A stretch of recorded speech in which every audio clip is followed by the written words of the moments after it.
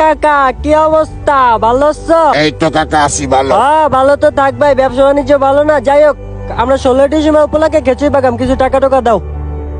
আমাদের 2 টাকার ব্যবসা, আমরা কি দিব বাবা? আরে যা পারো ওইটাই দাও, কয় টাকা বা 6টা দেখে লাভ নেই, যা পারো দাও কাকা দাও। আরে কাকা দাও না, 22 তারাই তো।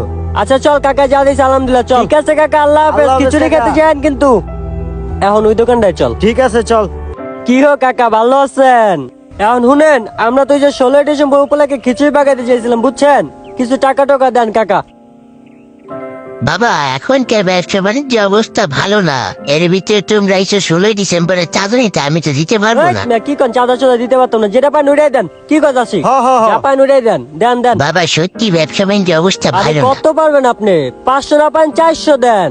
আরে কাকা দেন দেন। বাবা রে তুমি করে নিয়ে আর পারতেছি না, এ নো 100 টাকা নাও। এই যে কাকা, এই যে 100 টাকা দিয়েছেন, এইতে আমরা খুশি, এর চেয়ে বেশি